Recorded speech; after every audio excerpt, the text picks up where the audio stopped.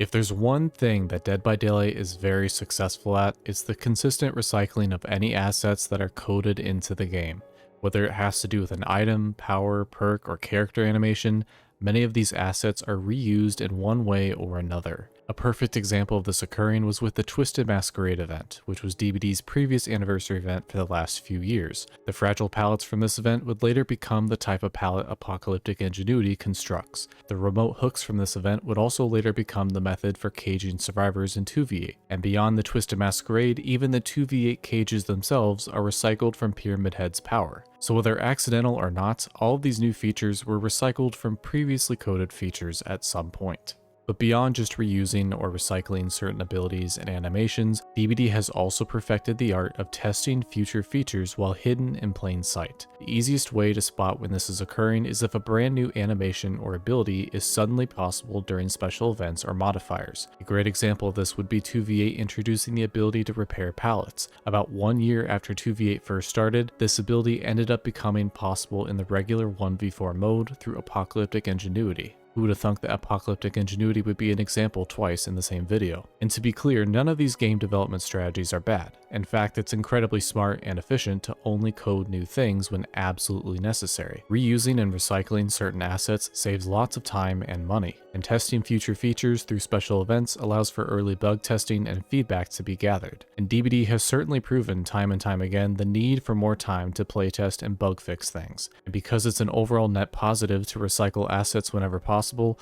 if DBD is going to code a new effect or animation into the game, you best believe that whatever was coded will be brought into the game in a more permanent manner at some point in the future. With all that being said, DBD's 10th anniversary brought the introduction of a new event, the Black Banquet, and with the arrival of a new event also came the arrival of a new status effect, with that being a stamina meter for survivors. For those unaware, here's how the stamina meter currently functions. Killers can poison survivors with a projectile, which causes a temporary introduction of a stamina meter. As a survivor runs, the stamina meter quickly drains. If the stamina meter fully depletes, a survivor is forced to walk for several seconds until their stamina returns. A survivor can prevent the stamina bar from draining by walking or stopping movement altogether. Now, as soon as I encountered this new status effect, I immediately knew that this was being tested for something down the road. I, as well as many other players, know DBD well enough to recognize that a new status effect like this is not being merely introduced as an exclusive feature for a special event. DBD's history not only proves how new features like this eventually become permanent,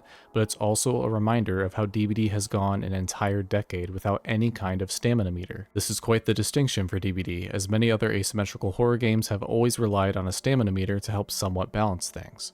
The closest DBD has come to a stamina meter of any kind would probably be Exhaustion or Hinder. However, Exhaustion was only created to help limit the power of certain haste perks, and Hinder only slows down a character's overall movement speed. The stamina meter is essentially an excessive combination of both Exhaustion and Hinder, as it limits how much a survivor can run. And for better or for worse, DBD has been balanced around the fact that survivors can continuously run without having to manage a stamina meter. And with how this stamina meter currently functions in the event, I don't ever want to see it implemented into the core game. Adding any kind of a stamina meter for survivors would cause way too much of a disruption to the overall game, with many powers, perks, and maps needing total overhauls. DBD has forever struggled with balancing palettes and windows, with the palette density update being the most recent example of this. Introducing a new layer to how the game is balanced would be a total nightmare for both the devs to manage and for the players to experience. Most importantly though, having a stamina meter undercuts the most enjoyable aspect of DBD, the chase. It's been stated thousands of times at this point about how Dead by Daylight was initially more hide-and-seek focused rather than chase focused. The chase is one of the main ingredients for DBD's decade-long domination. As mentioned earlier, there are countless asymmetrical horror games that have a built-in stamina meter, and DBD not having one is a critical component to why the chases are so thrilling and to why the game has also managed to survive. There's no forced slowdown that removes any player agency.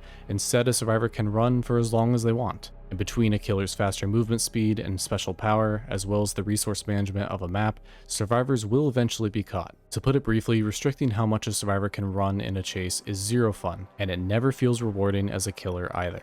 The entire point of a chase is for both sides to have some form of interaction while predicting what the other player's next move will be. The stamina meter eliminates so many options for a survivor that the chase regresses into an undesirable, forced series of events. Oh hey, it's me interrupting my video that I'm currently editing to tell you that I totally forgot about this one example that really pissed me off. This stamina meter really fucked up my chase with a Jason because it canceled a window vault, just totally canceled it, because the stamina meter ran out right as I tried to fast vault a window.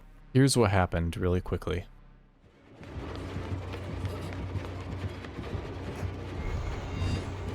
Okay. Just cancel the fast vault, that's all I needed.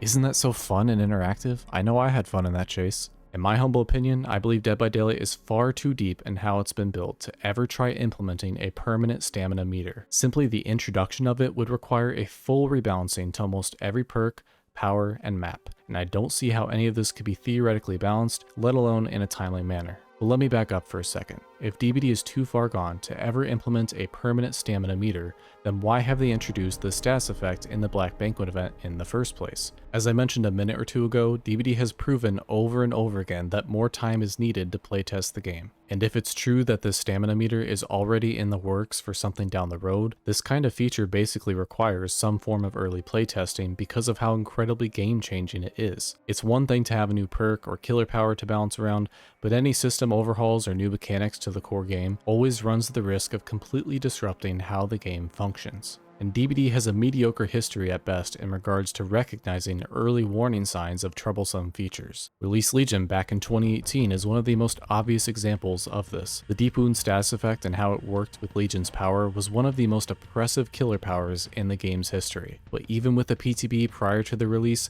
the Legion could not be salvaged in time. It ended up taking another 5 months or so before Legion and the Deep Wound status were reworked to healthier spots. And it's certainly not a coincidence that I use Release Legion as the prime example of a past failure, as the new stamina meter has essentially resurrected Release Legion from its grave. If a survivor is in the Deep Wound status, the mending bar will start depleting if the survivor stops running. And if the stamina meter fully drains, a survivor will be forced to walk, thus beginning the depletion of the mending bar and thus eventually forcing survivors to fall to the ground. And worst of all, this oversight can be abused way more frequently nowadays, as Legion is not the only killer anymore that can inflict deep wounds with their power. Altogether, the fact that Release Legion is made possible again because of how the stamina meter currently functions is absolute proof of why it's so important for new features to be playtested as soon as possible. Release Legion is a permanent stain in this game's history, and to accidentally resurrect it with the stamina meter goes beyond just an oversight. In my view, it serves as absolute proof for me to claim that the devs did not fully think this stamina meter through. If in fact the stamina meter is already in the works for something down the road, playtesting this feature whenever the opportunity arises gives the developers flexibility to either rework the status entirely or to scrap it completely. But moving beyond just the current version of the stamina meter, I have seen theories that the stamina meter is testing for a rework to exhaustion or hinder. While I would definitely say never when it comes to DBD doing something like that,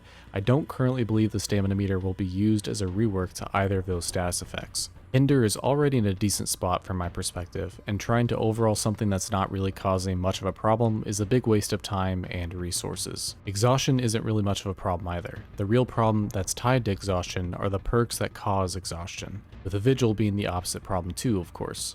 Everything involving exhaustion perks is a much larger balancing conversation to have, and I don't want to get too in the weeds about it. However, it's the haste perks like Sprint Burst that need nerfed or changed in some way, not exhaustion. Having a stamina meter for using certain exhaustion perks would absolutely disrupt the meta, but it's not enacting a healthy change. It's merely swapping one unhealthy meta for another. And even if the stamina meter would be reworked slightly, I struggle to see how it would change the meta for the better. What would the stamina meter rework involve to even make it fit with exhaustion perks? I will admit that inflicting a stamina meter after using something like Sprint Burst would definitely shake up the meta, but I'm not sold on this being the solution for nerfing exhaustion perks. Would it be punishing? Absolutely. Would it be unhealthy? Without a doubt.